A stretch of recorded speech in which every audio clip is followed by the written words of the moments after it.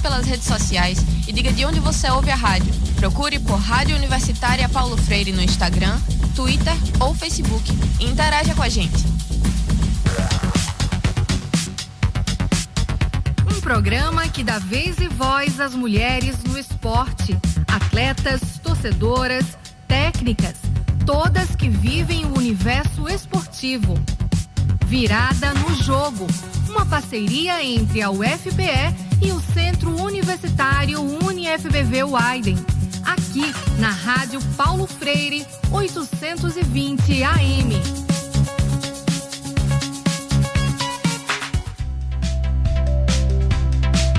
No dia 29 de maio acontece o primeiro turno da consulta à comunidade acadêmica para os cargos de reitor e vice-reitor da nossa universidade. Você, estudante, técnico administrativo e professor da UFPE, poderá votar em uma das chapas participantes levando o seu documento de identificação com foto e o número do seu CPF. Todos os centros dos 3 campi da UFPE terão zonas eleitorais. Compareça ao seu local de votação entre 9 da manhã e 9 da noite e apresente sua documentação ao mesário responsável. Aguarde a liberação e então se dirija à mesa de votação. Preencha o número do seu CPF e clique em entrar no sistema. Na tela que se abrirá, utilize o mouse para clicar nos números da chapa em que você deseja votar.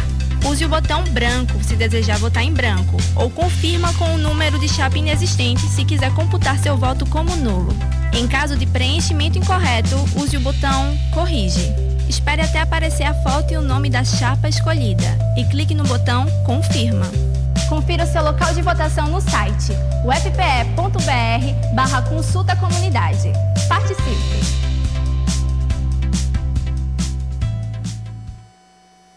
Rádio Paulo Freire, a rádio que fazemos juntos.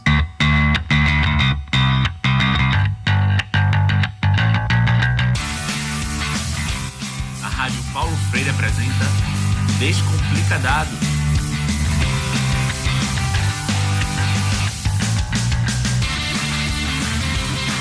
Boa tarde, ouvintes da Rádio Universitária Paulo Freire. Começa agora mais um programa especial da transmissão experimental da rádio que fazemos juntos e juntas. Sou Aline Mello, estudante de jornalismo da UFPE, e este é o Descomplica Dados, o programa que fala de dados, tecnologia e cultura digital. Eu sou Roberto Peixoto, também estudante de jornalismo da UFPE, e hoje nossa conversa vai ser sobre crimes cibernéticos, violações cometidas no mundo digital. Será que a internet é uma terra sem lei? Como o suposto anonimato da rede contribui para que essas ações sejam realizadas? Vamos discutir tudo isso e muito mais. Antes, eu gostaria de lembrar que você pode nos acompanhar tanto pelo Universitário 820 AM, como também pela nossa transmissão ao vivo no Facebook. Basta acessar facebook.com/Rádio Universitária Paulo Freire. Entra lá e comenta com a gente o que você está achando do programa. Bem, a gente sabe que com a globalização e o forte aperfeiçoamento das tecnologias, um mundo completamente novo surgiu. A internet ganhou força na década de 80 e de lá para cá abriu portas para mais cidadãos serem ativos socialmente em diversos assuntos. Porém, juntamente com essa liberdade de opinião, também se abriu espaço para a disseminação de ódio. Exatamente, Roberto.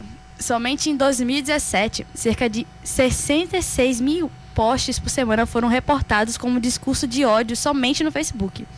Além disso, cerca de 63% das denúncias recebidas no ano passado pela Central Nacional de Denúncias de Crimes Cibernéticos, coordenada pela ONG SafeNet, estavam relacionadas a discurso de ódio. Isso, mas ao contrário do que muita gente pensa, a internet não é terra sem lei.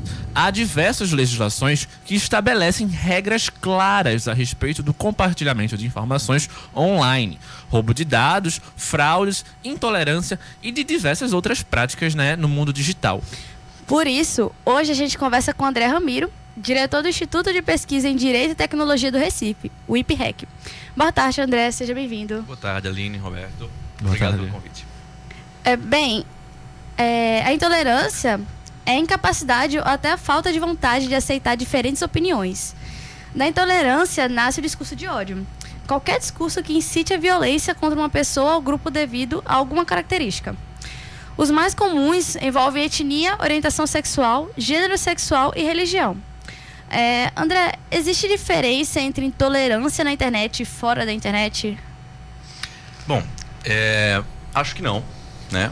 A internet, na verdade, Eu acho que ela a depender do seu uso, ela termina potencializando, né, a capacidade de disseminação de discursos, sejam discursos pró-liberdades, discursos positivos ou discursos negativos, como discursos de ódio. Diferente do que muita gente pensa, a internet ela não torna você anônimo, né?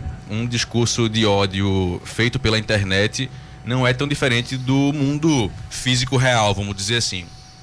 E é possível monitorar, né, esse discurso de ódio e identificar quem é que está fazendo. Por que a gente tem essa percepção de que a internet a gente pode ser anônimo? A internet é um lugar que contribui para isso, para o nosso anonimato? Acredito que não. Gosto de pensar que não, pelo menos. Como vocês estavam falando até no primeiro... apresentação do programa. Apresentação do programa. No desenvolvimento da internet, sobretudo ali na década de 70, 80, 90, a mentalidade que reinava era de que ninguém sabia quem você era atrás do computador, né? Então havia uma frase famosa, por exemplo, que dizia que na internet ninguém sabe que você é um cachorro, porque você não sabe com quem está conversando, né? Mas eu acho que o espírito do desenvolvimento tecnológico, a partir do começo do século XXI e com o surgimento da internet comercial, onde a participação de todo mundo se tornou possível na década de 90, essa mentalidade de anonimato e de privacidade até, ela terminou sendo desconstruída, né? E todo um novo cenário da internet foi se formando com a participação dos estados, né, na internet, dos governos e de grandes empresas cujo modelo de negócio é o monitoramento e é o acompanhamento das atividades pessoais, né? E, consequentemente, a comercialização dessas informações sobre as pessoas. Então, a gente vem se tornando cada vez menos anônimos na medida que a gente faz uso de alguns serviços mais monopolizados da internet, né? Como grandes serviços de e-mail, que eu não vou citar nome, mas a gente sabe quais são, grandes serviços de e-mail, grandes redes sociais que têm um modelo de negócio baseado no acompanhamento das atividades da gente. Mas essa percepção do anonimato ainda é uma questão muito forte, né? Tanto é que a gente estava comentando dos crimes cibernéticos, por isso que eles ocorrem. A gente tem aqui alguns dados, para reforçar os dados que a gente apresentou no começo do programa. Em 2017, cerca de 66 mil posts por semana foram reportados como discurso de ódio somente no Facebook. Além disso, cerca de 63% das denúncias recebidas em 2018 pela Central Nacional de Denúncias de Crimes Cibernéticos, coordenada pela ONG Cifernet, estavam relacionadas a discurso de ódio. André, como é que você avalia esses dados? Bom, primeiramente eu diria que a interpretação para um fenômeno tão preocupante desse, ela não é unicamente técnica, né? Não é somente as redes sociais e as suas potencialidades que possibilitam uma multiplicação de discurso de ódio, como a gente está vendo hoje em dia, mas sim um fenômeno social, né? De manipulação e de polarização política no mundo inteiro, cada vez mais crescente e cujo Brasil talvez seja hoje em dia até um paradigma. Mas é importante também se perguntar quantas dessas mensagens, desse discurso de ódio são proferidas por pessoas humanas realmente e não por bots, né? Porque um dos usos de inteligências artificiais que operam em redes sociais hoje em dia é justamente a multiplicação de perseguição política, né? Então é importante se perguntar também se esses comentários são humanos ou são robotizados. Como é que a gente pode identificar isso? Pronto, tem algumas entidades já que estão construindo plugins para navegadores e até softwares que estão fazendo essa biópsia, vamos dizer assim, dessas contas de Twitter. Então tem alguns elementos que dá para identificar, né? A repetição de algumas palavras, o grau de rapidez de resposta desses comentários. Então tem alguns elementos que conseguem identificar já se o perfil é humano ou se o perfil é robotizado. Ainda não é tão... A coisa está começando ainda, né? Está começando ainda. A acurácia desses serviços ainda não é tão sofisticada, tanto que tem humanos que estão sendo vistos como robôs, né? Mas, e vice-versa, também robôs vistos como humanos. Mas esses serviços, essas iniciativas já estão sendo formadas. Aqui no Brasil, a liberdade de expressão protegida por lei é muitas vezes usada como pretexto para promoção de discurso de ódio nas redes sociais, né? A gente viu bastante isso, principalmente no período eleitoral aí de 2018. No entanto, crimes de injúria, difamação e racismo também possuem legislação na internet. Como garantir que conceitos que ainda não são bem definidos sejam adaptados e aplicados por vias legais de forma justa? Eu vejo esse problema como uma questão muito sensível, né? Na medida que alguns fenômenos vão criando mais desafios para a internet, sempre aparecem legislações, né? Sempre aparecem iniciativas no Congresso para tentar regular isso de alguma maneira e, na maioria das vezes, de forma criminal, né?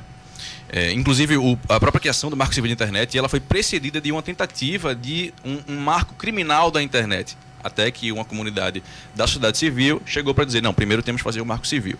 Mas, enfim, até hoje em dia, alguns fenômenos da internet estão tentando ser regulados, né, pelo Congresso. E nem sempre a via da lei é a melhor alternativa.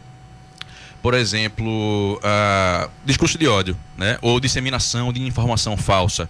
São matérias que tentaram ser reguladas no Congresso, mas que, no fim das contas, depois de muito balanço e muita análise que foi feita, terminou se concluindo que a liberdade de expressão ia ser exatamente a grande prejudicada se uma regulação fosse tratada nesse sentido. Então, para falar sobre leis, para criar leis, é importante demais que a gente faça uma consulta popular muito grande, né? Afinal de contas, somos nós que usamos a internet e não somente passe por um trâmite legislativo por parte de congressistas que nem sequer tomaram conhecimento suficiente técnico e social sobre esses fenômenos que estão tentando regular. Então eu vejo com muita suspeição movimentações legislativas para regular fenômenos na internet. É um trabalho conjunto, né? Junto com a sociedade civil, com diversas organizações. Mas você tocou no ponto do Marco Civil da internet. Eu queria que tu explicasse para o ouvinte o que é isso e qual a importância disso. Bom, tá certo. O Marco Civil da internet é a legislação que procurou estabelecer princípios para o funcionamento e para o uso da internet no Brasil. Como a gente estava dizendo, havia uma movimentação para criar um marco criminal da internet, mas a gente terminou decidindo que, para a gente identificar quais são as atividades proibidas, a gente tem que estabelecer quais são os fundamentos, né? Quais são os princípios que vão nortear o uso. Então, o Marco Civil da Internet ele foi construído com base em 3 pilares que, na época, estavam se mostrando sendo os maiores desafios, né, da internet, que é o da privacidade, o da liberdade de expressão e o da neutralidade de rede, certo? Então, a internet deve, pelo menos, se basear na proteção da vida privada, das informações privadas dos seus usuários, na garantia da possibilidade deles se expressarem como bem entenderem e da neutralidade de rede. Quer dizer, o tráfego de internet não pode ser diferenciado a depender do serviço que você usa, certo? Não pode ser controlado pelas grandes empresas. Não, né? Pode. O tráfego tem que ser isento. É como os Correios, por exemplo. Ninguém vê o que é que está dentro da carta para saber se ela deve chegar mais rápido ou menos rápido, né? Então, independente do conteúdo, o tráfego deve ser o mesmo. Sim. A gente vai ter que fazer uma pausa agora na nossa conversa. São 12 horas e 15 minutos e já voltamos aqui na Rádio Paulo Freire, a rádio que fazemos juntos. ZYI 775, Rádio Universitária Paulo Freire AM, 820 kHz, uma emissora da Universidade Federal de Pernambuco. Vamos ouvir agora Hugo Martins. Ele lembra de uma história de bastidores da Rádio Paulo Freire nos anos 60. Teve um dia que eu cheguei lá, havia uma carta lá na mesa de Java Maciel, e eu abri a carta e senti dificuldade em ler, porque o camarada não sabia escrever. Consegui saber que ele queria ouvir a Valsa das Flores da Suíte Quebra-Nozes de Tchaikovsky, compositor clássico russo. Eu li aquilo e Java chegou. Eu digo, professor, veja essa carta aí. Então ele olhou a carta, olhou para mim e disse: estamos atingindo nossos objetivos. Aí é que eu vim entender o que era uma rádio de uma universidade.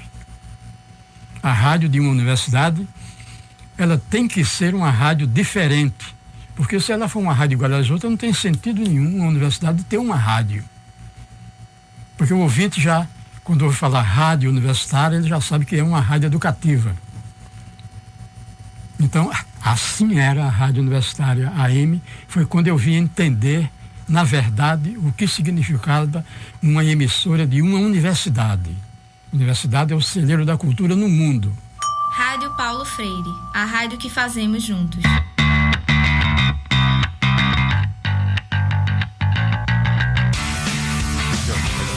Estamos de volta aqui na 820 AM com o programa Descomplicadados. Hoje conversamos sobre crimes cibernéticos e violações cometidas no mundo digital com André Ramiro, diretor do Instituto de Pesquisa em Direito e Tecnologia do Recife, o IPREC. Lembrando que você pode acompanhar o Descomplicadados através das nossas redes sociais. É só acessar @Rádio Paulo Freire no Instagram e @Rádio Paulo Freire UFPE no Twitter. No Facebook, basta buscar por Rádio Universitária Paulo Freire. Bem, em 2018, gente, o Twitter começou a aplicar regras mais rígidas contra discurso de ódio. Desde então, a rede social aprimorou seu sistema de identificação de perfis falsos e operados por robôs. Anunciou o banimento de usuários que expressem alguma filiação com grupos que celebram ou façam apologia da violência e que serão ocultados da plataforma, abre aspas, logotipos, símbolos ou imagens cujo propósito seja promover hostilidade e malícia contra outras pessoas com base em sua raça, religião, deficiência, orientação sexual ou etnia e nacionalidade, fecha aspas. Já o Facebook, outra rede social importantíssima, disse que retirou do ar cerca de 2,5 milhões de publicações que foram identificadas com conteúdos de discurso de ódio no primeiro semestre também de 2018. André, você acha que essas iniciativas vêm funcionando na prática? Como é que você avalia isso? Bom, é delicado, mais uma vez, regular os conteúdos postados em redes sociais é sempre uma questão que vai passar tanto por tentar minimizar os impactos de problemas sociais como desinformação ou discurso de ódio realmente, e também uma possibilidade de haver uma violação à liberdade de expressão, né? A gente estava falando sobre iniciativas que podem identificar já robôs em redes sociais. É interessante que essas iniciativas estejam sendo desenvolvidas. Mas também é interessante que as redes sociais tenham canais de transparência para explicar para a gente como é que a retirada de conteúdo é feita, né? Em ano de eleição, por exemplo, ano passado, o Facebook anunciou também que tinha tirado uma quantidade gigantesca de conteúdo político que era identificado como desinformação ou como discurso de ódio ou conteúdo ofensivo de alguma maneira. Só que não foi acompanhado de relatórios de transparência para explicar para a sociedade, explicar para os usuários por que elas não devem se preocupar com a sua liberdade de expressão. Como é que foi a identificação desses conteúdos de ódio? Então, se essa comunicação social das plataformas não for realmente interessante, então vai haver uma insegurança dos usuários sobre o que pode e o que não pode ser falado, né? Então é importante que as regras do jogo estejam realmente bem definidas. Sim, e abertas o público ver, e né? A participação entender também, exatamente. Sim. E ainda falando sobre legislação, a Alemanha aprovou no início de 2018 uma lei contra o discurso de ódio na internet, sob fortes críticas de restrição de liberdade de expressão. Essa legislação determina que multas de até 50 milhões de euros podem ser impostas a sites que não conseguirem remover prontamente o discurso de ódio de suas plataformas. E também em 2018, aqui no Brasil, o Supremo Tribunal de Justiça divulgou recentemente uma nova jurisprudência sobre conceitos de crimes pela internet. O órgão manteve preso um rapaz que cobrava dinheiro para não divulgar vídeos íntimos de mulheres e também definiu como furto subtrair dinheiro de contas virtuais. André, como você avalia essas legislações? Bom, de novo, né? São fenômenos sociais que se tornaram realmente problemas globais, que tem como base o uso da internet, mas que a criação de leis para regular essas atividades e para criminalizar essas atividades é uma medida muito delicada, certo? A gente entende a finalidade de tentar resolver problemas que causam impactos globais, realmente psicológicos, físicos. Recentemente, por exemplo, uma pessoa transmitiu, havia uma live no Facebook, um massacre feito na Nova Zelândia, se não me engano, numa cidade chamada Christchurch. E o Facebook foi muito atacado por isso, né? Por permitir de alguma maneira que aquela live fosse possibilitada. Só que estabelecer leis para retirada de conteúdo, fazer com que as plataformas criem filtros de conteúdo, isso termina também resvalando em usos legítimos da rede. Então, 2 perguntas que eu faria. Será que essa lei alemã, ela considera as possibilidades técnicas da rede para identificar o que é um conteúdo ofensivo, certo? Será que o Facebook, por exemplo, tem as ferramentas técnicas realmente para identificar o que é conteúdo ofensivo sem impactar a liberdade de expressão, né? E, em segundo lugar, até que ponto isso vai terminar, isso tem um direito de resposta da pessoa que causou, que proferiu aquele discurso de ódio, por exemplo, né? Vai retirar o conteúdo sem direito de resposta ou apenas retira o conteúdo sem conversa, né? Então são 2 perguntas que eu faria. Essa questão da liberdade de expressão que você falou é importantíssima, né? Então, pra gente finalizar o programa, que a gente está chegando no fim, eu queria saber quais são os atuais desafios do Brasil e do mundo para a gente promover uma jurisprudência eficaz em relação a crimes cibernéticos.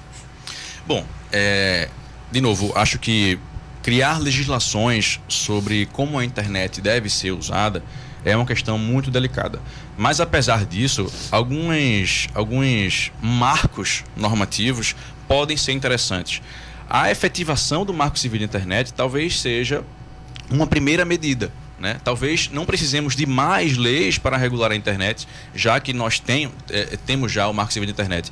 Agora mesmo temos a Lei de Proteção de Dados Pessoais no Brasil, Sim. que vai tentar resolver de alguma maneira, ou pelo menos criar uma moldura legislativa para a garantia da privacidade do indivíduo que usa a internet. Explica para o ouvinte rapidinho só o que foi essa lei. Tá. Bom, a gente vem percebendo que a internet vem se tornando cada vez mais um espaço de vigilância, um espaço de monitoramento do comportamento do cidadão.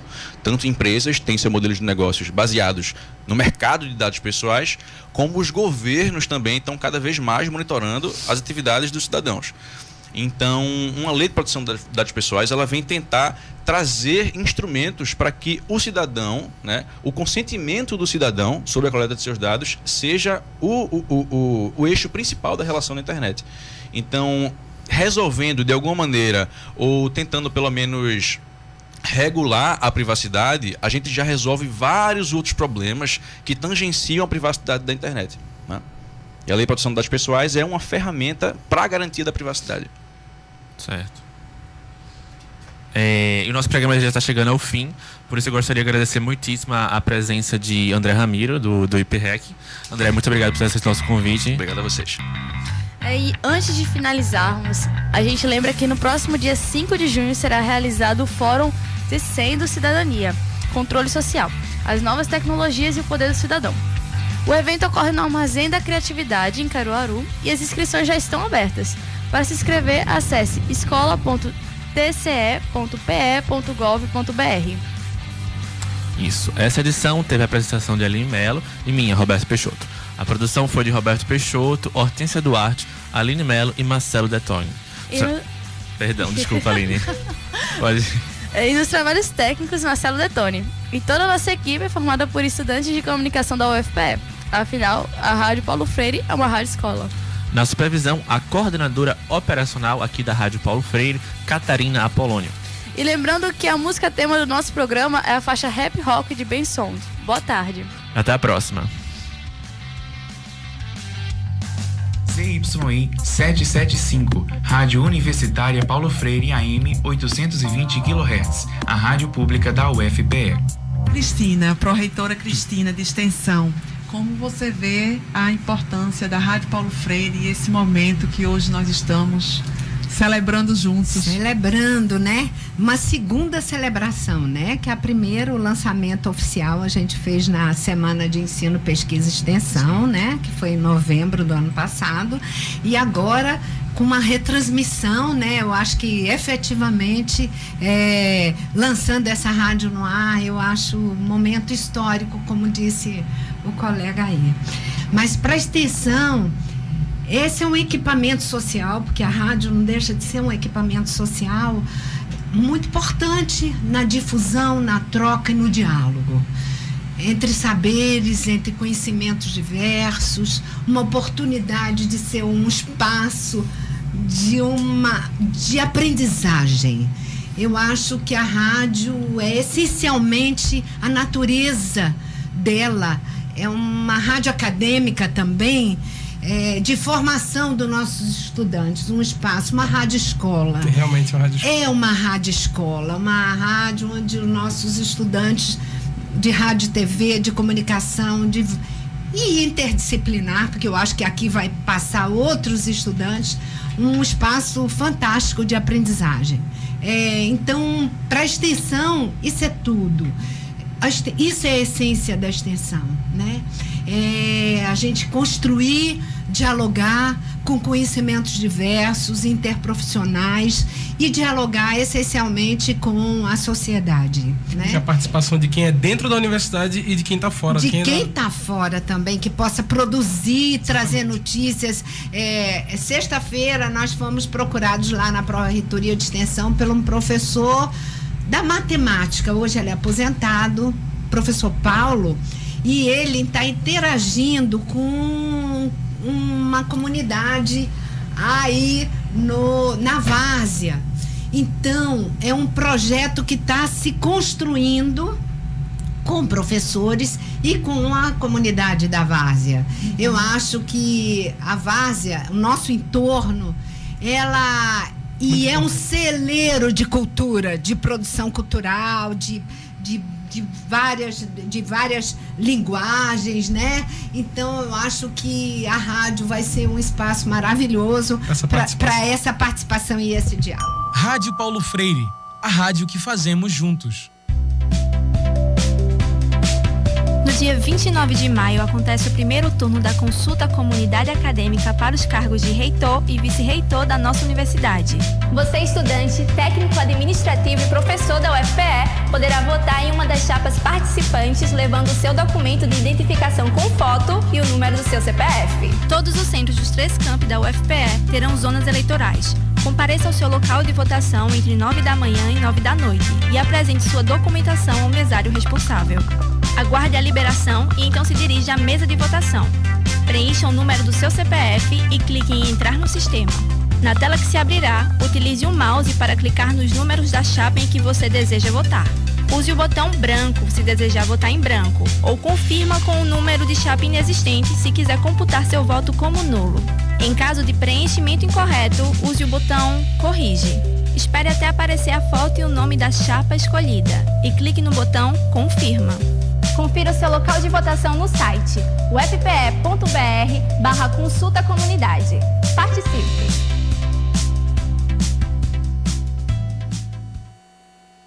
Rádio Paulo Freire, a rádio que fazemos juntos.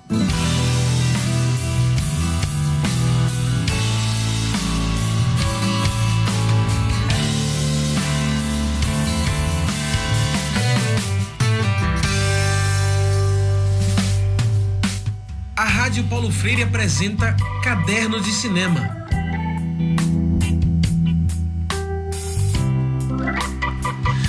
Olá a todos e todas que sintonizam agora na Rádio Universitária Paulo Freire 820 AM. Eu sou João Lucas, aluno do curso de Rádio, TV e Internet da UFPE, e você está ouvindo a programação experimental da Rádio Universitária Paulo Freire, a rádio, não é, que fazemos juntos e juntas. Pois é. Está começando agora o Caderno de Cinema, a 13ª edição desse programa. Olha aí que interessante. Programa que a gente fala um pouquinho sobre o circuito de cinema alternativo daqui do Recife. E aí, gente, eu sou Beatriz Jatobá, também sou estudante de Rádio, TV e Internet, e nessa programação a gente vai falar sobre os cinemas alternativos da Fundação. A gente fala sobre o cinema da Fundação do Derby, que é lá no Derby, e o cinema da Fundação do Museu do Homem do Nordeste, que é em Casa Forte. São 2 cinemas culturais de Recife que têm programações bem diferentes dos cinemas que tem nos shoppings. Pois é, Bia. O grande diferencial desses cinemas é que eles resgatam uma coisa que os shoppings foram fazendo sumir. É o que chamamos de cinema de rua. Isso. Aqueles cinemas que não estão em shoppings ou galerias, ou que não foram destruídas pelas igrejas que foram construídas. Exatamente, né? Que eu acho que, além de tudo, é uma experiência bem diferente, né? Bem massa. E além disso, esses cinemas são bem mais baratos do que os do shopping. E você vai para o cinema, você não vai fazer alguma outra coisa e vai dizer, vamos ali no cinema. E isso é uma experiência o cinema pelo cinema, né? Exatamente. E galera, a gente lembra que está com transmissão ao vivo lá no nosso Facebook, que é o facebook.com/Rádio Universitária Paulo Freire ou Rádio Paulo Freire UFPE. Então, se quiser deixar pra gente alguma mensagem, algum recado, quiser perguntar alguma coisa ou até mesmo indicar um filme pra gente, passa lá e nos segue. Além disso, tem o Facebook. A gente também tem o nosso, além do Facebook, né, a gente também tem o nosso canal no YouTube, que é para onde vão todas as nossas programações experimentais, inclusive os nossos cadernos de cinema. Então, se você perdeu alguma coisa, é só passar lá e pesquisar a Rádio Universitária Paulo Freire. Se inscreve no canal, ativa o sininho, compartilha com os amigos, etc. Pois é, e olha só, como todo caderno de cinema a gente traz uma notícia sobre o mundo do cinema, esse programa não poderia ser diferente. Semana passada a gente falou sobre os filmes indicados ao Grande Prêmio do Cinema da Associação Brasileira de Cinema, a ABC, que estão disponíveis de graça no site portacurtas.org.br. Exatamente, a gente falou sobre os filmes de Tila Chitunda, Fotográfica. Ó, eu falei certo hoje. Um trocadilho com as palavras fotografia e África, que é um documentário sobre a história dos antepassados da família da própria diretora, Tila Chitunda, e sobre o filme Nome de Batismo, Alice, também de Tila, que foi indicado ao Grande Prêmio desse ano. Se você quiser acessar os filmes e tudo mais, é só procurar por portacurtas.org.br na internet. Mas hoje a gente fala sobre outra coisa muito massa, que é um projeto muito interessante chamado Afroflix. E o Afroflix é uma plataforma colaborativa que disponibiliza conteúdos audiovisuais online, com uma condição: que as produções tenham pelo menos uma área de atuação técnica ou artística assinada por uma pessoa negra. São filmes, séries, webséries, programas diversos, vlogs, clipes, enfim, que são produzidos e escritos e dirigidos ou protagonizados por pessoas negras. Inicialmente, a plataforma tem só produções brasileiras, o que sinceramente é muito bom. Mas já surgirão novas produções para eles e elas adicionarem lá no Afroflix. E se você produz ou quer indicar alguém que produza para colocar o seu programa lá, tem uma abinha no site especialmente para isso. Se você quiser dar uma sacada, você procura por www.afroflix.com.br. Procura lá que a ideia é muito massa.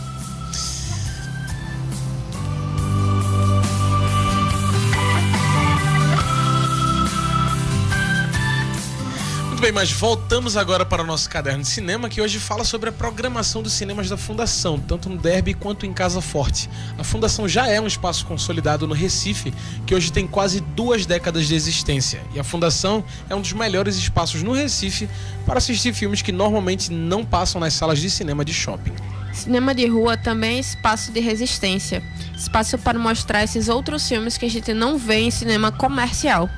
Por isso, a gente tem acesso a muitos filmes estrangeiros, da Ásia, América Latina, Europa, África e muitas produções maravilhosas brasileiras. Esse cinema é aberto de terça a domingo, são 2 salas, respectivamente. O cinema do Museu do Homem do Nordeste, lá na Avenida 17 de Agosto, em Casa Forte, e o cinema da Fundação do Derby, na Rua Henrique Dias, no Derby. Lembrando que a programação dos 2 cinemas é a mesma, só muda o horário entre um filme e outro nas duas sessões. Exatamente. Então vamos seguir com o caderno de cinema, porque essa semana tem muita coisa nova. E para começar a semana sorrindo, a gente fala sobre a comédia francesa de Agnès Jaoui, estrelando ela mesma como atriz principal no filme Praça Pública. Vamos conferir o trailer? Qu'est-ce que je suis en train de faire là? Samantha! Chiantin, cette patronne. Non? Tout le temps sur mon dos. Dites donc, vous, faut vous remuer un peu. Oui, bah oui. Tu veux pas enlever une histoire de postiche? Papa... C'est ma vie privée, quand même. Putain, tu balances ma vie privée sur la place publique. Toi qui passes ton temps à étaler la vie des gens dans les moindres détails, c'est quand même gonflé. Ah, l'idole d'un traité. Ah, ça t'a pas plu, ça, hein? Non, moi je suis l'idole des jeunes, toi t'es l'idole des vieux. Pourquoi il insiste comme ça avec Yves Montand? Parce que personne n'a jamais osé lui dire qu'il l'imitait pas si bien. Putain! C'est Jean-Paul là-bas. J'ai vieilli comme ça, moi aussi. Tu te rends compte qu'ils m'ont proposé la carte senior, ces enculés, là? Rádio Paulo Freire, a rádio que fazemos juntos.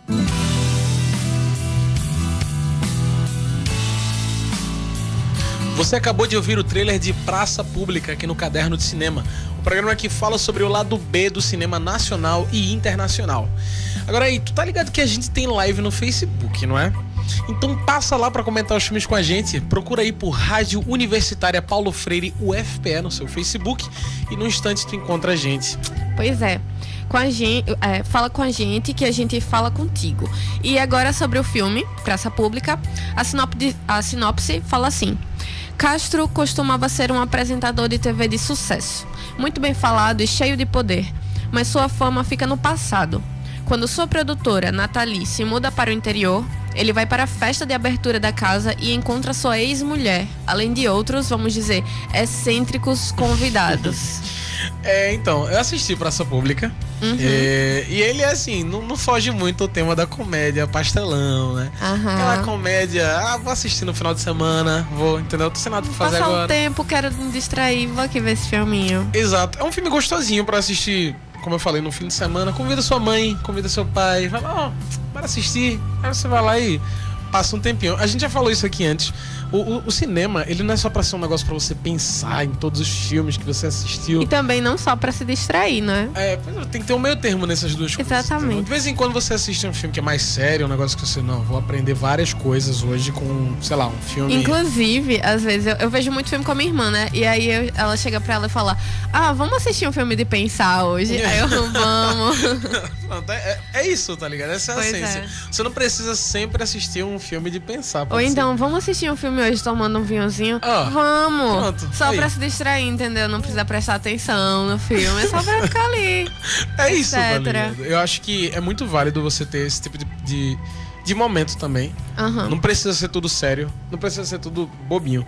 Esse Praça Pública, ele é meio bobalhão, assim, tá ligado? É um filme meio leso. Mas é também engraçadinho, eu gosto. É uma comédia francesa, né? Eu gosto muito de comédias francesas, porque elas são muito espontâneas. Pronto, é isso. Pronto. É isso, né? Esse filme estreia essa semana na Fundação e vai passar no cinema do Derby essa terça de 20 horas e quarta de 3h45 na Fundação. Aliás, na Fundação do Museu do Homem do Nordeste. Ele só passa na quarta de 20 horas. E essa semana também tem estreia. Dessa vez com um filme russo. A gente vai ouvir agora o trailer de Aika. Confere aí.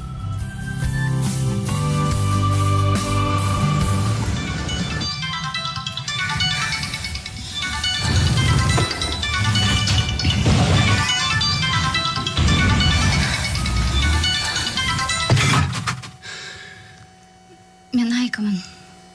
Мен сізге ақша бере алмаймын. Бере беріңізші. Серьезно адамдармен бір ойнашып көрейін одасың. 2 күн сұрап. Шын? 2 күннің içinde таппасаң? A Rádio Universitária AM agora é Rádio Paulo Freire.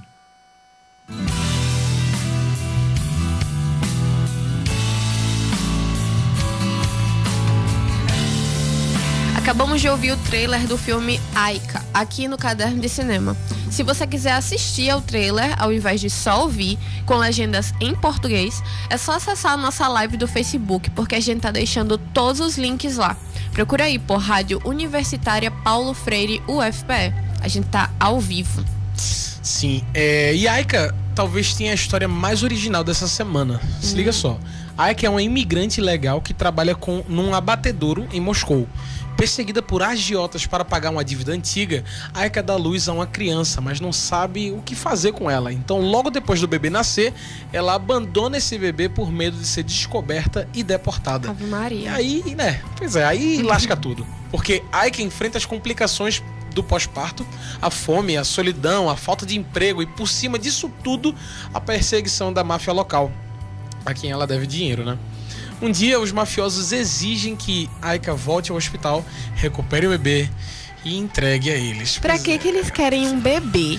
Mafiosos, né? E agiotas. E onde vivem? Pois Você acompanha aqui no Caderno de Cinema. E fora que assim, a gente tem uma ideia muito doida de máfia russa na cabeça, pelo menos eu tenho. Então parece ser bem pesado, assim. Pesado e sombrio e amedrontador, não sei. Mas eu gostei muito do que eu vi no clipe, viu? Eu também, eu achei assim, é muito tenso. É o trailer mais tenso dos últimos tempos que eu vi. Porque você mede um trailer e a tensidão dele pela falta de música. Aika nem tem música, velho. Tá ligado? Tipo, é um trailer silencioso, só o barulho das coisas acontecendo. Ela trabalhando que nem uma cachorra, entendeu? Porque ela só faz trabalhar. Ela trabalha na batedoura aí, trabalha tirando neve da pista. E é meio claustrofóbico, porque, tipo, o abatedouro que ela trabalha é ridiculamente pequeno. O ônibus que ela tá é ridiculamente pequeno. E no fundo disso tudo, o telefone dela tocando o tempo todo. O tempo inteiro do Rajel tá procurando ela. Nossa. E você fica o trailer, tipo, que merda é essa que tá acontecendo? Tão ligando pra ela direto, o que? Aí depois chega o homem. A gente quer o dinheiro 2 dias pra você pagar. Eu fiquei meio assustada. Eu gostei, mas fiquei com vontade de assistir. Não é? Aika também tem estreia na Fundação essa semana e vai passar no cinema da Fundação do Derby na terça-feira de 4 horas e 45 minutos e na quarta de 5h40. No Museu do Homem do Nordeste, ele passa terça de 8 da noite e quarta de 3h50 da tarde. E essa semana também tem um filme lindo, que quando falamos dele aqui no Caderno de Cinema, ele ainda estava em pré-estreia. Estou falando do drama e romance chinês e francês, Longa Jornada Noite Adentro. Confere aí o trailer.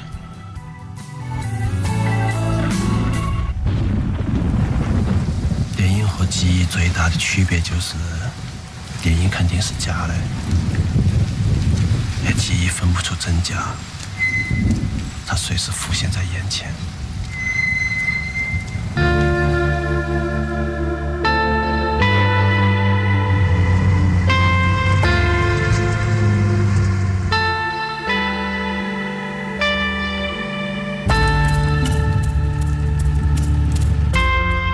我不晓得，如果是一个侦探的话，会如何询问一个陌生女人？我记着那年她就失踪了。那边啥时候2天？你最好离她远一点。以为故事到这点就结束了，没想到故事才刚刚开始。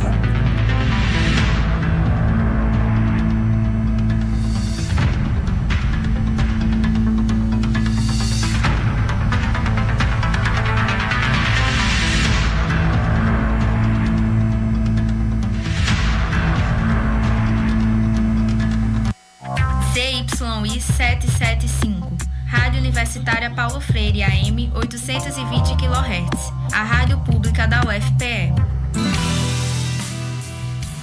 Você acabou de ouvir um pedacinho do trailer do filme Longa Jornada Noite Adentro, filme que teve sua pré-estreia essa semana no cinema da Fundação. E pessoal, não esqueçam das nossas redes sociais. Sim. A gente tá ao vivo no Facebook e é lá que você vai encontrar o link para os trailers dos filmes que a gente tá falando por aqui. Todos legendados em português. Oh, yes. Então passa lá. É só procurar por Rádio Universitária Paulo Freire, UFPE. Longa Jornada Noite Adentro conta a história de amor e desencontro de Lu Wonbo. É muito japonês e chinês pra mim. Que procura a mulher que ama na cidade de Kaili, onde ele cresceu, mas teve que fugir por problemas que, se eu contar aqui, vai ser spoiler pro filme, na verdade. Não dê spoiler, é feio. O problema é que nessa busca pela sua amada, a única coisa que ele sabe dela é o nome, Wan Kiwan. Uma história de amor e desencontro. Poxa vida. Olha, a gente falou sobre esse filme aqui e eu fiquei com um hype arretado pra assistir. E eu preciso assistir esse filme. Ainda não viu? Antes que ele saia. Porque assim, eu gosto muito de filme mafioso, que tem essa história meio de máfia, meio, sabe? Essa aqui a gente tava até falando outro filme sobre Aika. Sim. E ele tem essa estética que é retrô, porque tá falando sobre máfia, e ao mesmo tempo é bem futurista com aquele neon, tá ligado? As luzes bem... É um retrô atualizado. É bem, na verdade, a cultura asiática, né? Porque Exatamente. É uma mistura de tradicional com tecnológico e tal. Então acho que talvez isso fique bem explícito. E eu acho lindo, velho. Todos esses filmes que mostram essa cultura chinesa, oriental, na verdade. É muito interessante porque é um passeio. Porque é muito diferente do que a gente faz aqui. É muito diferente da forma que a gente age aqui. Acho que até talvez a forma de narrativa possa ser diferente. É verdade. Não sei se filmes asiáticos, tipo chinês e japonês, porque eu acho que eles também têm muita influência do ocidente. Mas outros filmes, tipo... não sei, libanês, israelense. Mas assim, você vê que esse filme ele é um passeio cultural porque ele é francês, que tem um cinema bem diferente do que a gente tem, e chinês. sabe? Tipo, então é uma mistura, assim, muito diferente, saca? Eu acho isso legal. Eu acho que é uma boa forma de aproveitar o cinema. E ele traz a trilha sonora também, bem neon, saca? Legal. Bem pesada nesse tipo de coisa. Eu achei muito bacana. Longa Jornada Noite Adentro vai estrear vai estar na Fundação do Derby essa semana, só na quarta-feira, de 7h40 da noite. Não perde, não. No caso, isso é pra você, né? É pra mim, não é pra eu não perder. E essa semana tem um filme que a gente já vem comentando há algumas semanas, tanto nos cinemas da Fundação quanto no Cine São Luís. Eu tô falando de Mormaço, o filme brasileiro de Marina Meliandi. Se liga aí no trailer. Se derrubarem minha casa, eu construo de novo uma do lado. E se derrubarem de novo, eu construo de novo. Boa! Qualquer casa para ser demolida precisa passar por uma negociação. Só pode acontecer com a concordância de vocês. Não se parece com nada que eu vi. Se eu estiver morrendo, você me fala, certo? A cidade tá mudando. E a cidade tá mudando a favor de quem?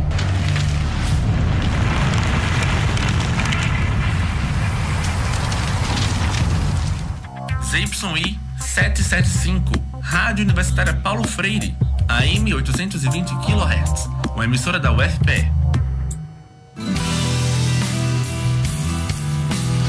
Mormaço... Aliás, perdão. Mormaço passa na terça-feira no Derby de 6h05 da noite e no Museu do Homem do Nordeste também na terça, no mesmo horário, 6h05 da tarde. E você está acompanhando o Caderno de Cinema e a gente acabou de ouvir esse trailer desse filme, Mormaço. Você encontra o link para ele no nosso Facebook. Passa lá no Rádio Universitária Paulo Freire, UFPE. A sinopse de Mormaço fala assim: no verão mais quente da história, o Rio de Janeiro se prepara para as Olimpíadas. Ana, uma defensora pública de 32 anos, trabalha na proteção de uma comunidade ameaçada de remoção pelas obras do Parque Olímpico. Enquanto a temperatura da cidade sobe, as misteriosas manchas roxas, similares a fungos, começam a aparecer em seu corpo. Eu acho esse filme muito interessante e bem original. Eu achei ele legal porque ele traz um pouco de uma realidade, né? De remoção de casas, de derrubamento de lugares e de... Acho que uma invasão estatal. De gentrificação também, né? Porque gentrificação é quando você tira pessoas de um lugar, pessoas que são pobres e tudo mais, entre aspas, indesejadas, para apostar naquele espaço de forma econômica, assim. Você faz uma especulação imobiliária e tudo mais, você tenta limpar, né, entre aspas, de novo, esse lugar para que ele fique mais valioso, entre aspas, mais uma vez. É uma limpeza, assim, bem malvada, tá ligado? Tipo, a gente fala limpeza porque esse é é a palavra que é usada, mas assim, é horrível, né? Porque tipo, você tá removendo pessoas dos lugares delas pra esconder essas pessoas, sabe? Isso não faz muito sentido. E ignorando a história dessas pessoas também, exatamente, né? Eu penso se isso é um subplot do filme, já que ela fala sobre mormaço, sobre essas manchas roxas que aparecem no corpo da personagem. Então pode ser que seja uma coisa que aconteça no fundo do filme. Eu acho que na real, assim, eu não vi o filme, mas eu penso que seja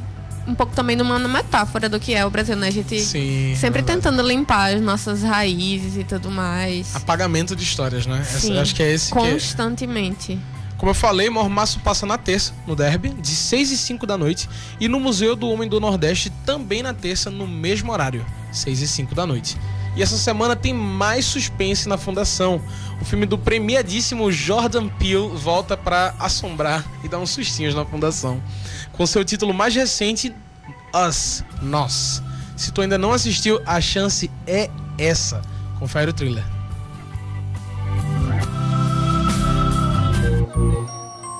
Can't believe how big they've got. Did you hear Gabe got a boat? He's kidding, right? He's not kidding. Hey, I think it's vodka o'clock. Oh, yeah. Where's Jason?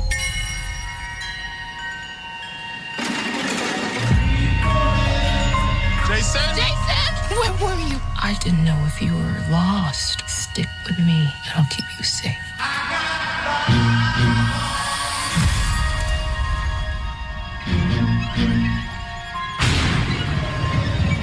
There's a family in our driveway. It's probably the neighbors. But y'all scared of a family? Can I help you? Zora, put your shoes on. If you want to get crazy, we can get crazy.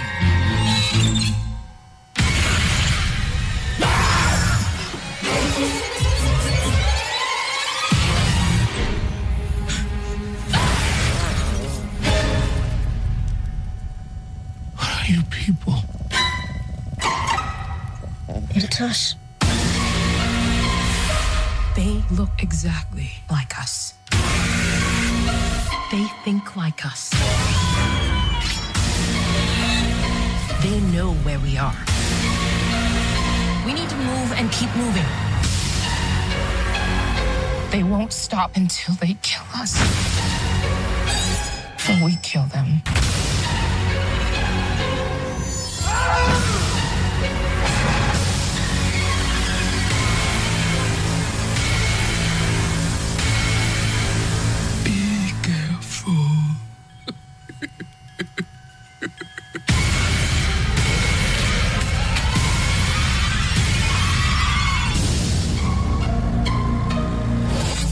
ZYI 775, Rádio Universitária Paulo Freire, AM 820 kHz, uma emissora da Universidade Federal de Pernambuco. Você está com a gente acompanhando o Caderno de Cinema e acabamos de ouvir o trailer do filme Us, Nós, em exibição nos cinemas da Fundação. A história do filme Nós é bem interessante. Num fim de semana, Adelaide e Gabe vão à praia com seus filhos para fazer uma programação em família. Quando eles chegam na sua casa de praia e vão relaxar, né? Aquela coisa, casa de praia. Verão, etc. Um grupo misterioso aparece na porta deles e faz a família toda de refém. A parte bizarra disso tudo é que o grupo misterioso que se revela é exatamente idêntico em aparência à família de Adelaide e Gabe. Exatamente. Nós é um filme de ficção e de suspense de Jordan Peele, com a atuação principal de Lupita Nyong'o, desse ano. Esse filme vai passar no cinema da Fundação do Museu do Homem do Nordeste essa quarta, de 5h45 da tarde. E é isso, essa é a semana de filmes para o cinema da Fundação. Se você curtiu e vai assistir algum deles, comenta com a gente, passa nas nossas redes sociais e conversa com a gente. É só procurar por Rádio Universitária Paulo Freire UFPE. E já que a gente acabou com uma transmissão, aliás, com a semana do cinema da Fundação, Isto. A gente adiciona mais um aqui, uma indicação do próprio Caderno de Cinema, que é para vocês assistirem o filme Bacurau. Filme que, olha só, quebrou quantos anos? 60 anos do Brasil sem ganhar prêmio no Festival de Cannes. E dessa vez ganhou com esse filme maravilhoso. O trailer dele também está na nossa transmissão experimental. E falando em indicações de filmes, chegou a hora da gente ouvir as indicações de vocês aqui no Caderno de Cinema. Semana passada quem nos mandou indicação foi Luiz Eduardo com o filme A Balada de Buster Scruggs. Muito bacana. E essa semana a gente tem indicação de Marta Barros. Bora ver o que ela tem para nos indicar? Galera, tem um filme bem interessante chamado Black. É um drama sobre uma jovem, uma criança, na verdade, de mais ou menos 6, 7 anos. E ela é de uma família de posses. E essa criança ela é criada como uma criança louca, porque ela não enxerga e também ela não ouve. E essa criança ela é amarrada, os pais criam ela amarrada. Embaixo da mesa, ela está sempre amarrada, essa criança. Cabeluda, uma menina linda, mas ela sempre bem cabeluda. Então, ela passa esse tempo todo sempre amarrada, urrando, gemendo, gritando, sempre violenta. Até que um dia chega um professor e ele tem isso como um desafio, ensinar essa criança. E ele chega nessa casa e vai tentar ensinar essa criança como um desafio. Ele não quer receber em dinheiro, ele quer orientar essa criança, ele quer chegar realmente a orientar essa criança. Até que um dia ele vai descobrindo a inteligência dessa criança, a perspicácia dessa criança. E você verá que lá mais além, você vai ver que essa criança ela é inteligente, ela não é louca. Essa criança tem essas deficiências. Ela é auditiva, cega, e ela é também cega e surda. Mas lá na frente vocês vão ver como é lindo esse filme. Tá? Eu super indico. E foi baseado em vida real, tá? Black é o nome do filme. Tchau. Curtam aí.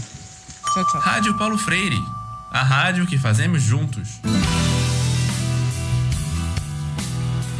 Então tá aí, valeu Marta pela indicação desse filme tão interessante, Black. Olha aí, eu fiquei afim de assistir esse, inclusive. E a gente falou sobre a premiação de Cannes do filme Bacurau, e além dele, Na Vida Invisível de Eurídice Guzmão, o filme do cearense Karim Anduz, que também ganhou em Cannes a mostra Um Certo Olhar. E enquanto Bacurau ganhou o prêmio do júri. É, o filme de Kleber, né? E galera, se vocês também quiserem participar do Caderno de Cinema enviando suas indicações pra gente, é só falar com a gente no Facebook, que é o Rádio Universitária Paulo Freire UFPE. Lá você participa indicando filmes diretamente pra cá, pro nosso caderno. E gente, chegou a hora de acender as luzes e guardar o que sobrou da pipoca quando sobra, né? Porque comigo nunca sobra. Porque o Caderno de Cinema tá acabando. A gente agradece a vocês que nos ouviram até aqui e seguimos com a programação experimental da Rádio Paulo Freire, agora com roda de conversa comigo, né? Esse programa foi produzido por mim, João Lucas, e com a minha locução de Beatriz Jatobá. Nos trabalhos técnicos, Larissa Correia, com supervisão de Catarina Polônio. E a música tema desse programa é de Ben Sound. Tchau e até o próximo Caderno de Cinema.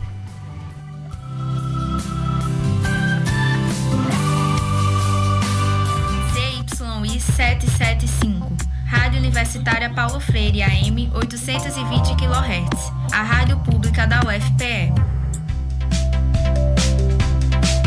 No dia 29 de maio acontece o primeiro turno da consulta à comunidade acadêmica para os cargos de reitor e vice-reitor da nossa universidade. Você, estudante, técnico administrativo e professor da UFPE, poderá votar em uma das chapas participantes levando o seu documento de identificação com foto e o número do seu CPF. Todos os centros dos 3 campi da UFPE terão zonas eleitorais. Compareça ao seu local de votação entre 9 da manhã e 9 da noite e apresente sua documentação ao mesário responsável. Aguarde a liberação e então se dirija à mesa de votação. Preencha o número do seu CPF e clique em entrar no sistema. Na tela que se abrirá, utilize o mouse para clicar nos números da chapa em que você deseja votar. Use o botão branco se desejar votar em branco, ou confirma com o número de chapa inexistente se quiser computar seu voto como nulo. Em caso de preenchimento incorreto, use o botão corrige. Espere até aparecer a foto e o nome da chapa escolhida e clique no botão confirma. Confira o seu local de votação no site ufpe.br/consulta comunidade. Participe!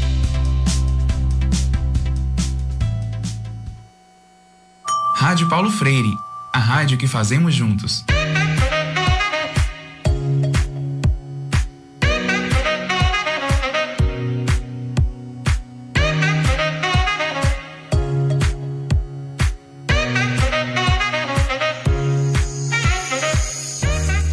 Rádio Paulo Freire apresenta Roda de Conversa.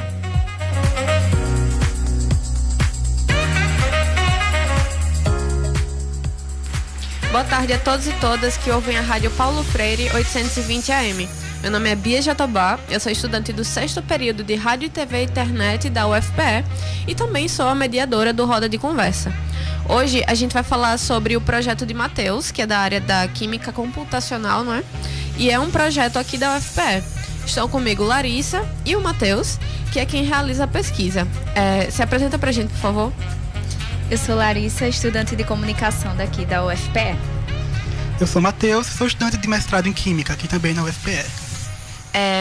Se você quiser participar da nossa conversa de hoje, as nossas redes sociais estão disponíveis para todo mundo. É só procurar por Rádio Universitária Paulo Freire UFPE no Twitter, no Instagram e também no Facebook, que é onde está a nossa live. Agora a gente vai conversar sobre esse projeto massa aqui da UFPE. E para começar o programa de hoje, Matheus, o que é o seu projeto? Então, o meu projeto, ele consiste no desenho de proteínas para a proteína realizar determinada função. O que vem a ser uma proteína? Uma proteína nada mais é do que uma molécula biológica, uma molécula gigante e formada por unidades pequenas, né, por unidades menores, que nós chamamos de aminoácidos. Toda proteína ela vai ter sua sequência de aminoácidos. O meu trabalho consiste em propor uma sequência de aminoácidos para uma proteína que vai realizar uma função específica, um papel específico. E qual é o meu objetivo principal nisso? Meu objetivo principal é propor estratégias de combate ao vírus da Zika.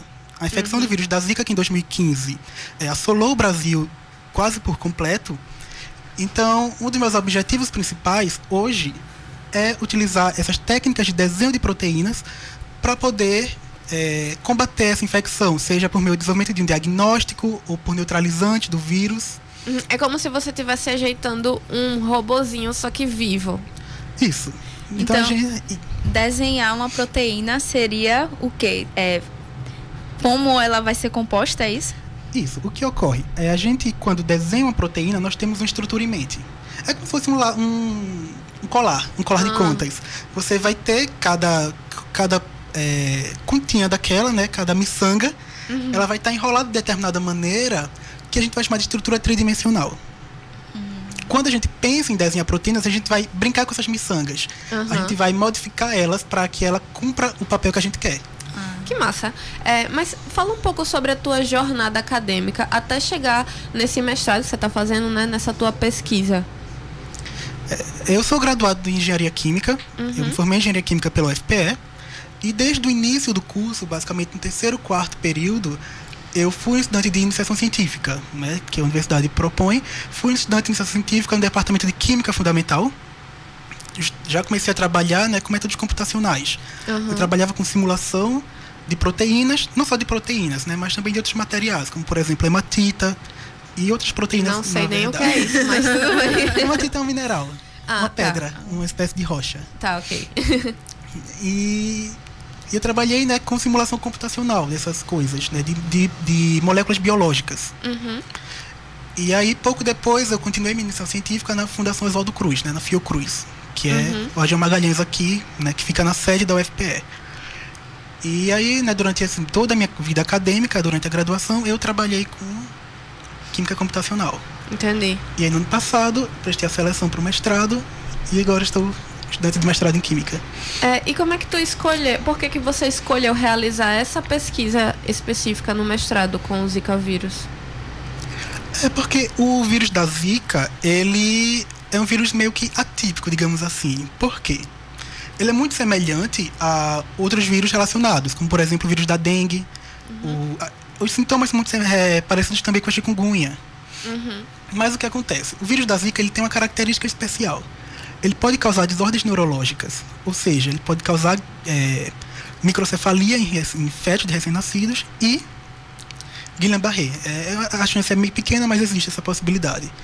Então, quando houve um surto aqui no Brasil, em 2015, os pesquisadores não sabiam que se tratava do vírus da Zika, justamente porque os sintomas são muito semelhantes. E pouco tempo depois, né, o Dr. Carlos Brito, da UFPE, ele chegou, né, com a teoria de que seria o vírus da Zika, né, publicou e foi de fato confirmado que era Zika, mas até hoje, até o presente momento, não se tem um diagnóstico preciso e barato que consiga diferenciar Zika de dengue. Então, se você tem sintomas de Zika, quais são os sintomas na verdade, né? Dor de cabeça, dores no corpo, febre. No caso de Zika, a febre é mais baixa, né? E os sintomas duram por menos tempo. Mas o que acontece? No caso da Zika, muitas vezes a doença é assintomática. Você não manifesta sintomas.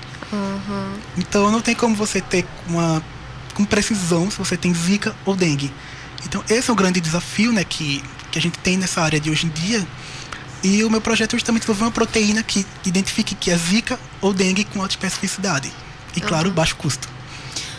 Matheus, tu falasse de química computacional. O que seria isso? Seria um ramo da engenharia, da química? Um ramo da química.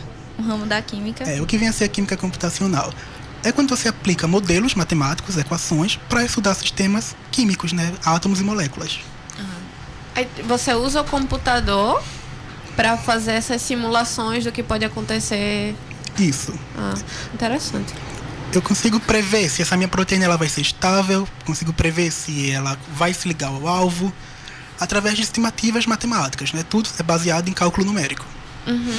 E, assim, você tem alguma dificuldade para realizar a pesquisa hoje em dia? Com a situação atual, né, se torna de fato complicada, né, com os cortes, etc. Né, esse contingenciamento é de fato preocupante, porque parte da minha pesquisa, ela depende de supercomputadores. Por que um supercomputador?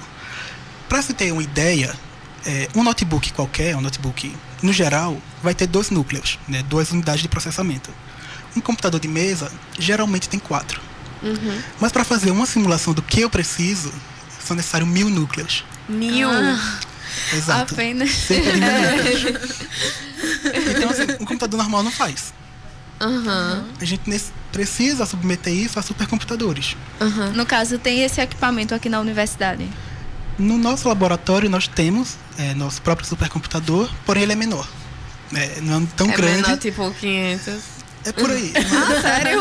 Mas a gente precisa submeter esses cálculos em supercomputadores nacionais, né? Por exemplo, o Santos Dumont, no Rio de Janeiro. Fica lotado em Petrópolis, no Laboratório Nacional de Computação Científica. Nós temos o Santos Dumont, que é um supercomputador. E lá, a conta de energia dele por mês é R$500 mil. Só do computador. Do supercomputador, né? Que é tudo. Então, quando você tem corte em ciência, quando você tem corte no Ministério de Ciência e Tecnologia, afeta diretamente, né? Acredito que em 2016, né, ele sofreu o risco de ser desligado, né? É notícia que tem por aí, né? Tá divulgado na mídia. Ele correu o risco de ser desligado, né? Ser desativado por falta de pagamento da conta de luz. Bom, não foi desligado, mas... Sabe dizer se tem outros pesquisadores aqui no Brasil que também usam esse mesmo equipamento de lá do Rio? Isso. Pesquisadores do Brasil inteiro. Não só na área de química, né? Mas na área de matemática, de física, engenharia, meteorologia, né? Quem estuda clima, agricultura também, tem pessoas que utilizam. E tu tem a ideia de mais ou menos quantos computadores como esse tem aqui no Brasil? Não, esse supercomputador é único no Brasil. É o maior da América Latina também. Mas no Brasil só temos ele.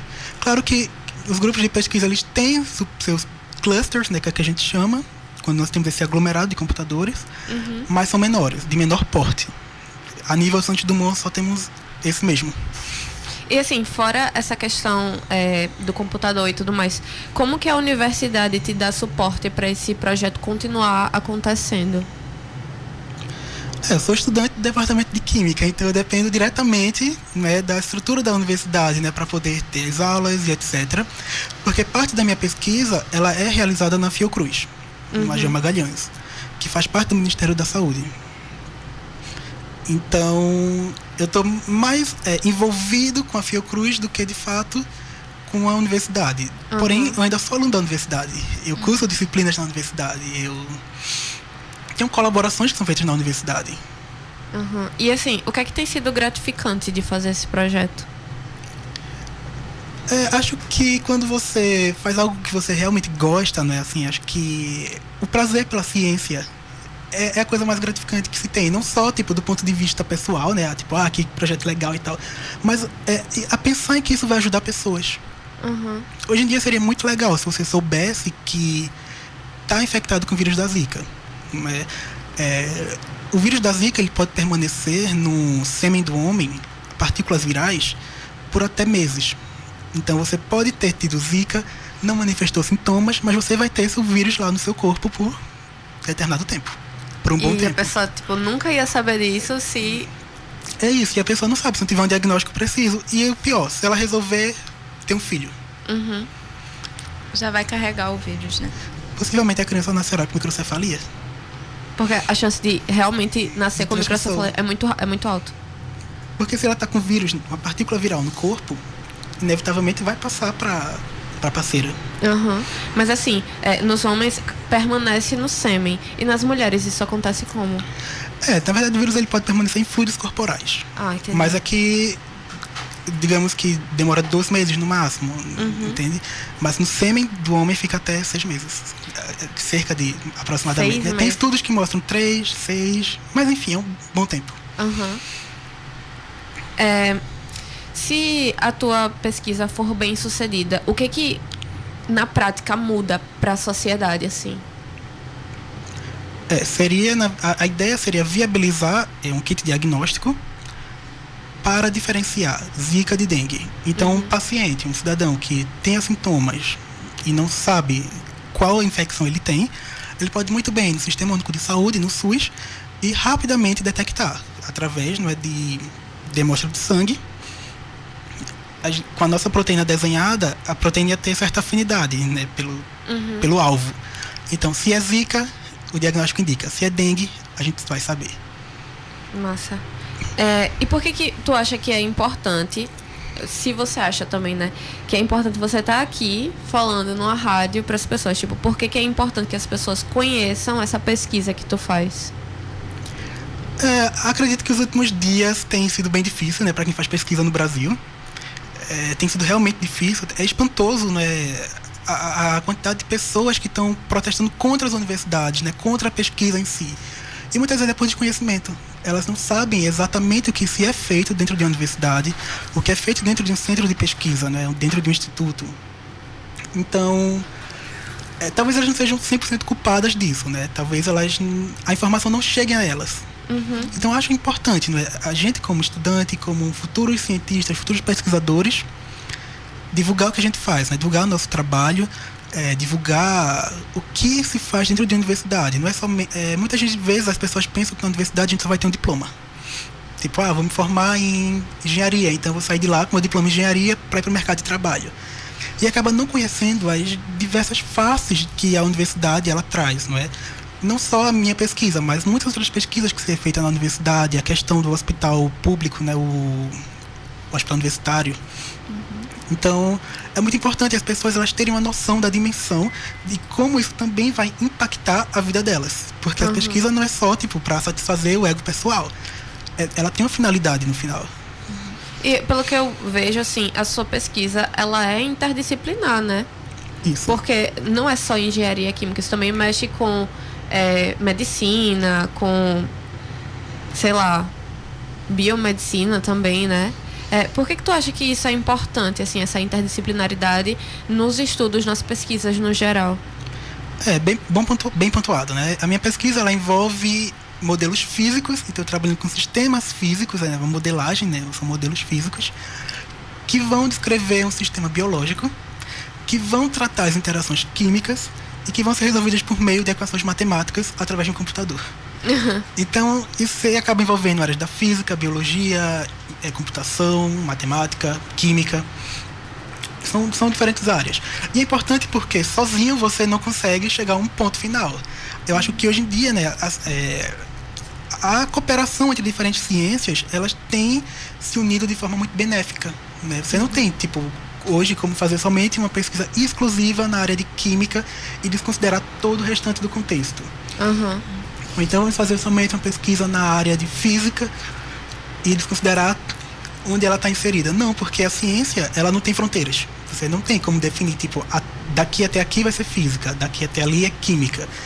Não, você não tem como delimitar. Então é inevitável que diferentes áreas de conhecimento, elas vão se interligar. E é muito importante essa interação justamente para conseguir chegar a uma resposta final que aborde não somente um único ponto de vista, né? Mas diferentes pontos, diferentes áreas. E como é que você acha que os pesquisadores, os próprios pesquisadores, podem ajudar a quebrar essa barreira entre a pesquisa e a universidade e a sociedade, para levar isso para essas pessoas que a gente falou que estão lutando contra a universidade? Isso. Essa, na verdade, é uma pergunta que a gente faz todos os dias. Criou-se, né, o perfil no Instagram, né, o Balbúrdia UFPE, que foi justamente com o intuito de divulgar, né, levar para a sociedade o que nós fazemos lá, as pesquisas que nós temos por lá. Então, pessoas de todos os cursos, né, diferentes níveis, mestrado, doutorado, graduação, eles enviam publicações, né, e são divulgadas naquele perfil, onde eles podem falar um pouco, né, da balbúrdia que eles fazem, né, da pesquisa deles e coisa do tipo. A gente vai para um intervalo rapidinho e daqui a pouco a gente volta com mais nossa roda de conversa com o Matheus, que é pesquisador aqui da UFPE. ZYI 775, Rádio Universitária Paulo Freire, AM 820 kHz, uma emissora da UFPE. De segunda a sexta, ao meio-dia, a Rádio Paulo Freire transmite em caráter experimental. Toda segunda tem Descomplica Dados, caderno de cinema e roda de conversa. Terça tem Cuscuz com Quê? E Sessão Kids. Quarta, Repórter Aprendiz e Saúde é o tema. Quinta, Codinome Resistência. E sexta, Ecoideia. Em breve, estreia a programação com os projetos selecionados em nossa chamada pública. Rádio Paulo Freire, a rádio que fazemos juntos. Rádio Paulo Freire, a rádio que fazemos juntos. Oi, a gente acabou de voltar do intervalo aqui no Roda de Conversa e a gente tá falando com o Matheus, que é pesquisador aqui da UFPE, e ele faz engenharia química, como é? Mestrado em química. Mestrado em química e tá estudando as proteínas... estratégia de combate a proteínas do vírus da Zika. Exatamente. Eu queria que tu falasse pra gente um pouco agora sobre a tua experiência no projeto, o que isso mudou em você e como você se sente enquanto profissional com essa tua carreira acadêmica. Na verdade, foi uma grande decisão, né, que eu fiz logo no início do curso. Uhum. Então, como eu fiz engenharia química, a maioria das pessoas da engenharia química vão para o mercado de trabalho, vão trabalhar na indústria, vão trabalhar na indústria em geral, né? No setor de qualidade, etc. Mas algo que eu sempre decidi, acho que desde o começo da graduação, era trabalhar com pesquisa. Uhum. Então eu sempre fui mais inclinado, né, para esse lado científico, né, de investigativo, de lado teórico mesmo. Eu sempre soube que queria trabalhar com química computacional, desde o início. Então, foi uma experiência, assim, pra mim, muito enriquecedora, porque eu pude, de um lado, aprender muitas técnicas. Uhum. Então, aprendi muita coisa da área de química, que também, como eu sou da engenharia química, né, tem uma certa diferença aí, química e engenharia química. Como eu sou da engenharia química, então muitas coisas eu não tinha noção, não tinha essa percepção que um químico tem, né, que é da área da química. Então, acho que pra mim foi muito enriquecedor, foi extremamente agregador. E também como uma pessoa da área da engenharia química, que trabalha na química, vai trabalhar com Zika, foi algo que pra mim, eu não tinha noção nada, né, de vírus, de diagnóstico, do sistema imune, né, o que é que tem a ver uma coisa com a outra, o que é um vírus, na verdade. Então, pra mim foi muito enriquecedor esse aspecto de trabalhar com pesquisa. E, assim, para as pessoas que estão ouvindo, qual é a diferença entre você ser um pesquisador e você trabalhar somente no mercado? Porque, assim, eu tenho para mim que trabalhando no mercado, você só trabalha fazendo uma função. Você não inova, você não procura novas alternativas para resolver problemas que existem e tal. Como é que a pesquisa faz a gente evoluir tecnologicamente, não só com materiais, mas com sabedoria também, assim, essa questão mesmo de saúde e tudo mais? Exatamente, né? É um ponto.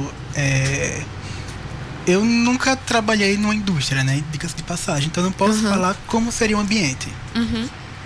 Eu não posso falar como seria o ambiente na indústria. Mas a impressão que eu tenho é que hoje no Brasil está crescendo o número de pesquisadores na indústria. Então algumas indústrias hoje em dia elas já têm setores voltados para pesquisa, né, para pesquisadores mesmo, para a área de desenvolvimento. E como você mencionou, a pesquisa ela está intimamente relacionada à tecnologia, ao desenvolvimento de novos métodos, de novas tecnologias, que vai ser benéfico tanto para aquela indústria, para aquela empresa, quanto para a sociedade. Então, você pode pesquisar novos métodos para baratear processos, né? Isso refletiria, teoricamente, né? Deveria refletir no barateamento do produto para a população. Estratégias mais eficientes, não é? Seja na área ambiental, seja na área de controle da qualidade, e etc.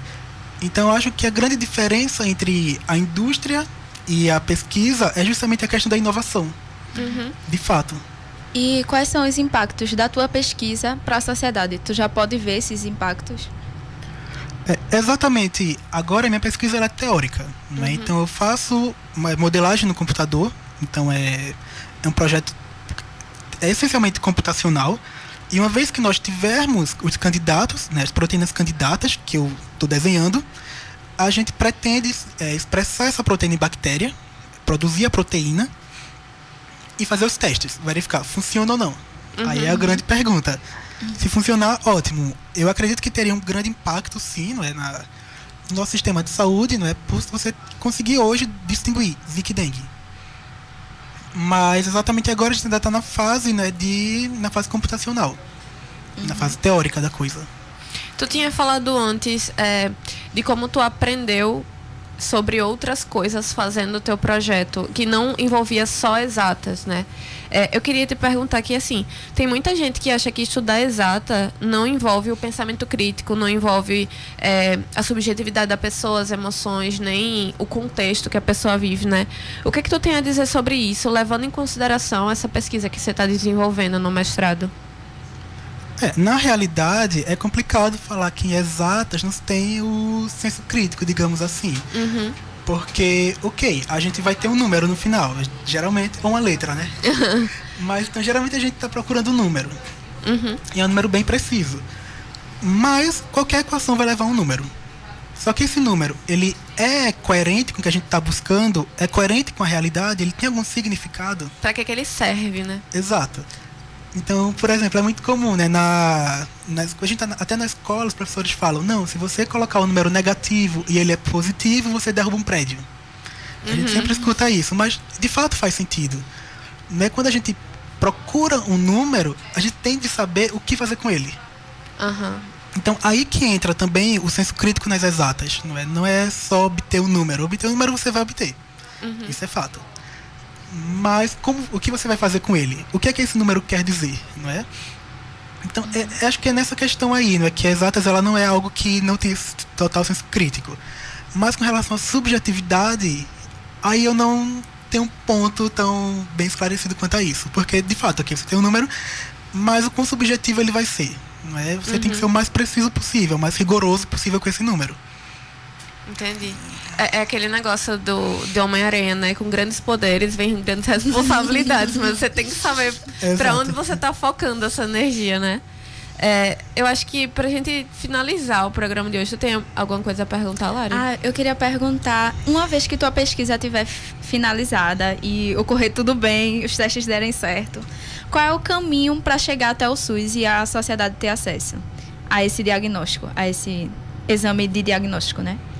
É um caminho longo, não é? Porque você está trabalhando com seres vivos, né? Então não é nada tão direto assim, nada tão simples. Mas a primeira etapa seria testar para ver se funciona, né? Em laboratório. Funcionou? Então a ideia seria levar à frente. E aí isso envolve entrar em contatos, né? Firmar as parcerias necessárias para... Tem influência, né? Exato, para levar esse produto ao final. Como que eu faço, né? O meu trabalho atual é um diagnóstico, você não precisa aplicar ele em humanos. Então, isso aí já diminui bastante. Porque uma vacina, por exemplo, um neutralizante, isso levaria mais tempo para ser aprovado. Porque você tem que fazer teste em animais, teste em humanos, e aí tem todos aqueles testes, as fases clínicas, né? Para aprovação de novo medicamento ou uma nova vacina. Massa.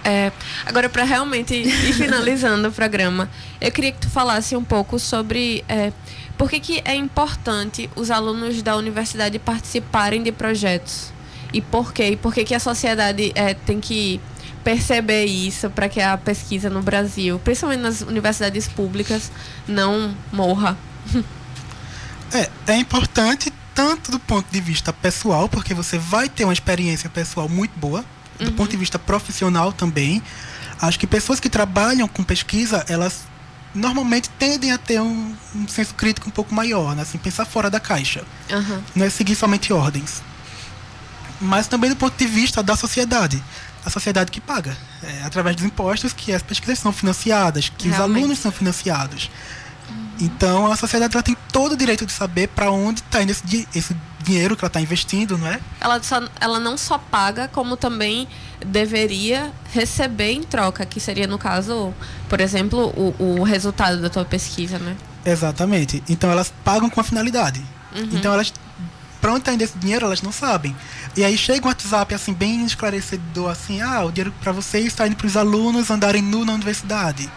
Então os alunos estão fazendo farra com o dinheiro de vocês. Então é muito mais fácil acreditar em algo que chega para eles do que algo que eles não fazem a menor ideia e teria que ir atrás da informação. Então é muito importante que os alunos não só participem, mas também divulguem o que eles fazem. Sim. E conversem com os familiares, com os vizinhos, né? Algo pontual e local já pode ajudar bastante. Tu tem mais alguma coisa que você queria falar para as pessoas sobre sua pesquisa, sobre a universidade, sobre alguma coisa assim? Eu gostaria de dizer que ciência é incrível.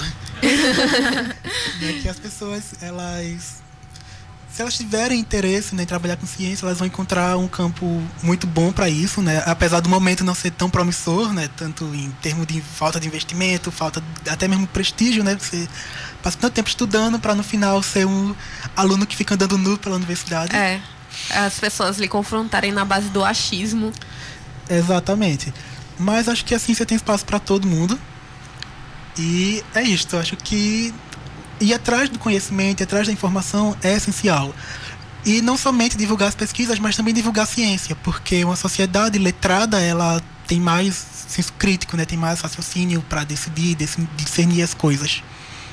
Muito bom. Muito obrigada por estar aqui com a gente. Eu que agradeço. Esse foi o Roda de Conversa de hoje. E eu, Bia Jatobá, Larissa e Matheus conversamos sobre a pesquisa dele, que esperamos que dê tudo certo, que consiga acabar com a zika no Brasil. Não vai acabar, né? Mas vai contribuir para o diagnóstico, para as pessoas terem uma qualidade de vida melhor.